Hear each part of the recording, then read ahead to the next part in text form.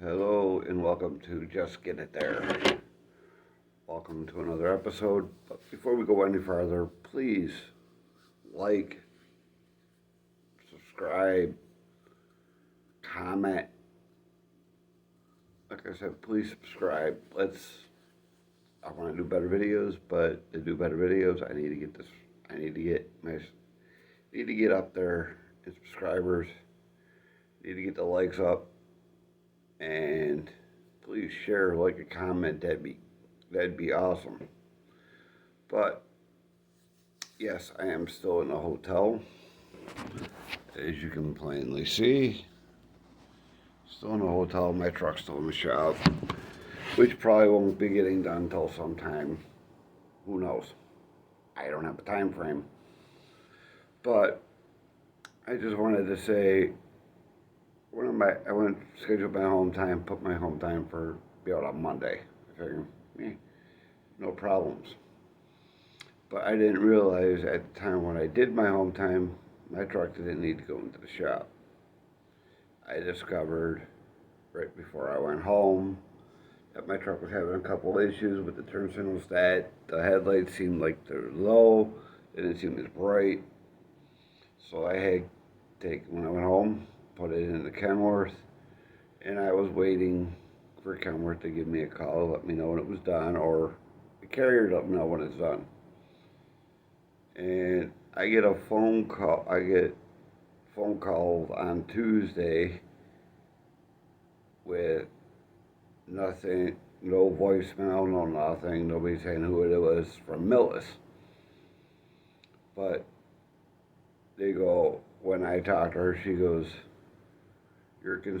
you would get your pay or something, like your pay protection, if I would have sat there and said, yeah, I'm ready to go, but the truck's not ready yet on Monday. But the funny thing is, last I looked, it's Millis's truck, not my truck. I just drive it. I'm assigned to it, take it to where it's got to go, and take freight to where it's got to go.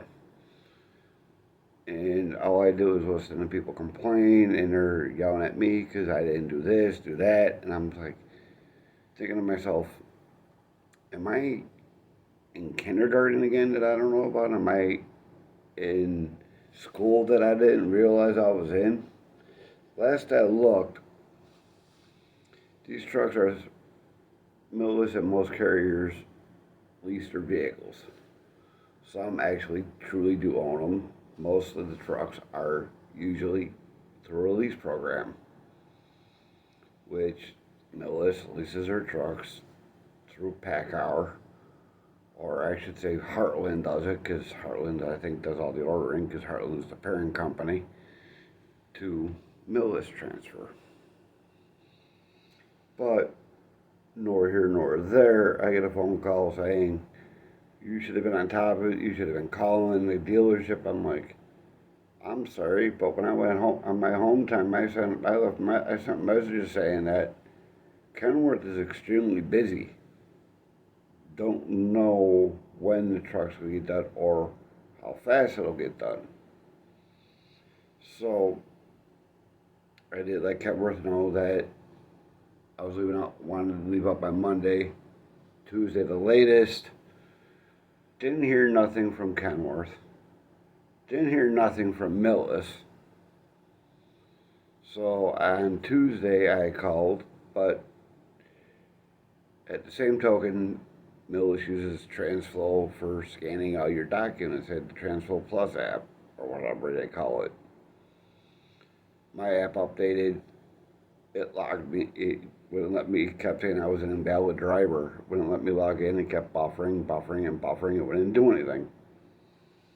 So they're like, why didn't you call sooner on Monday? I go, why would I call sooner about my truck when obviously you know what's going on with the truck, because you're paying the bill. The bill goes to you, not to me. I don't own the truck. The bill goes to Millis, not to Gene. it goes to millis. I'm sorry. Who is in charge of the truck? They are.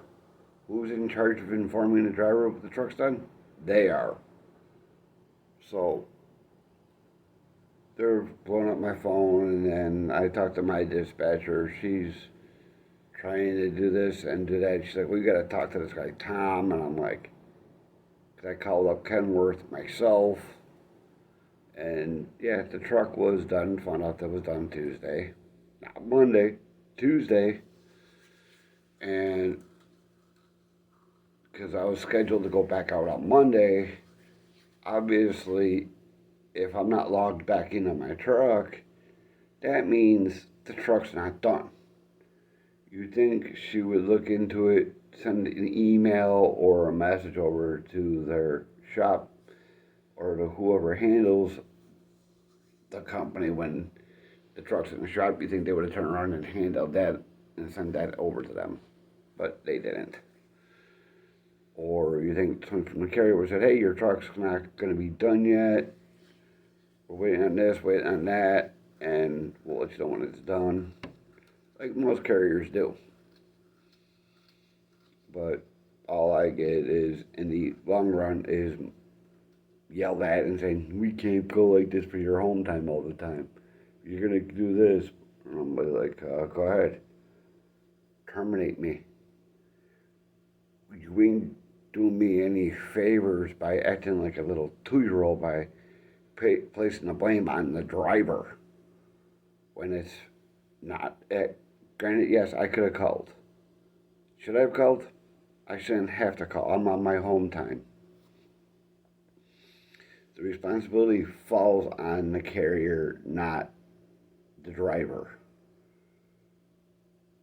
I could have made all these phone calls, but it's just not the way it works. When the carrier should be the one doing their job and notifying the driver. If you're shorthanded and don't have enough staff to do it, maybe you should hire more people. Because I know their shops are only open Monday through Friday, closed on the weekends. Yeah. So if you're at a millis shop, at a terminal at one of their shops, they're only open on the week. They're not open on the weekends. Same goes with CFI and Heartland. All their shops closed for the weekend.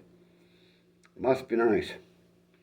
But yet you're going to yell at a driver for doing his job, doing his due diligence, and taking your freight where it's got to go, and communicating every time my truck went into the shop for millis, and when I got it out, because I was there on site.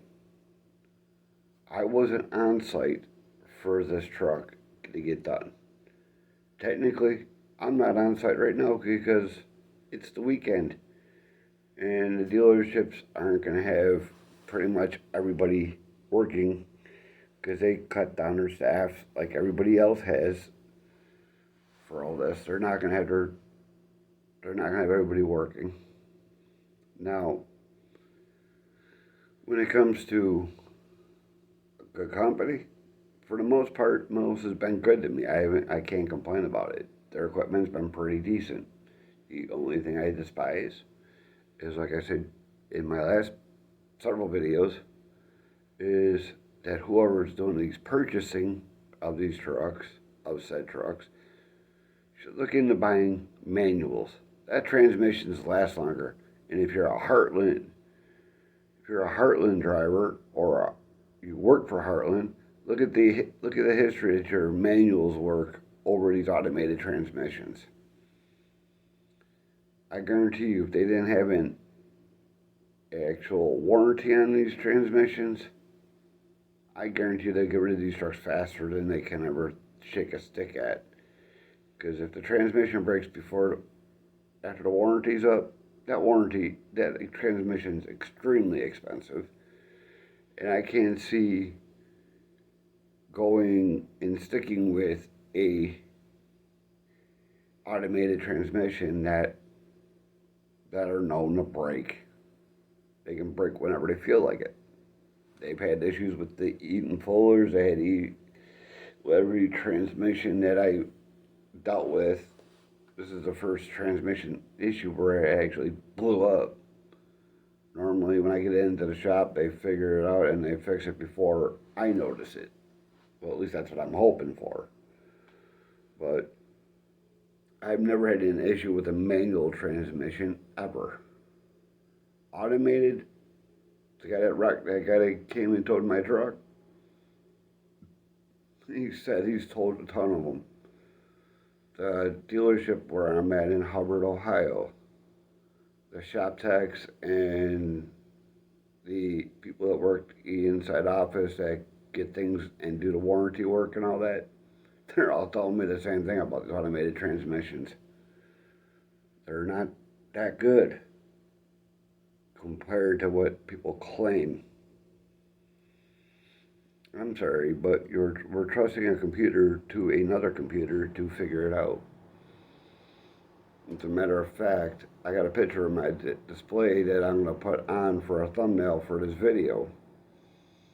So you can see what it did, because the moment they towed my truck, I had my truck idling the whole entire time.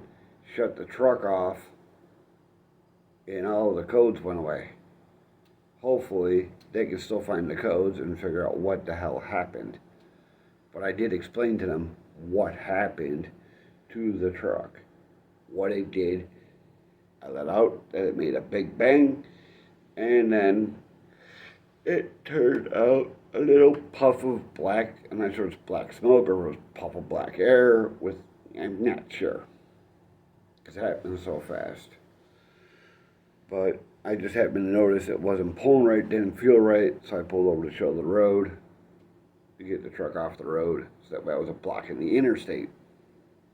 That transmission would have blown while I was in the right lane. That truck probably would have, I probably never been able to get it over. Hopefully would have got it over, but no guarantees on the way these trucks are. Because my speed dropped relatively quick when I was pulling over the shoulder anyway, so I was slowing down anyways, but when the transmission went boom, that truck basically went real quick down to zero. So yeah.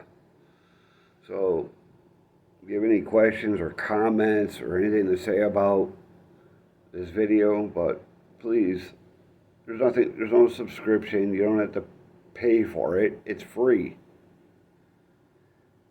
Like I said, subscribe, like, comment. I'll get back to you. I like hearing from people. You see me on the road, come see me, come talk to me. I'll talk to you. I'm not gonna tell you I don't have time, but if my curtains are closed, that usually means I'm getting ready to go to bed. Or it just might be I'm doing a 34-hour reset. Who knows? You never know. But if you see the driver's side open slightly, knock on the door. You ever see me, I'll come talk to you. I have no issues with talking to anybody. I'll talk with anybody, whether you're stubborn or not, I'll talk to you. But until the next video, which will be probably in a couple days once I have an update on the truck, when I actually get back into the truck, I'll do another video. But until then, have a nice weekend. If you watch the Super Bowl, good luck to whoever you're going for. But good luck to the Super Bowl, to the 49ers, to the Chiefs, to whoever is playing. Whoever wins, wins. But for now, I will talk to you. See you in the next one, and stay safe. And see you in the next one. Bye for now.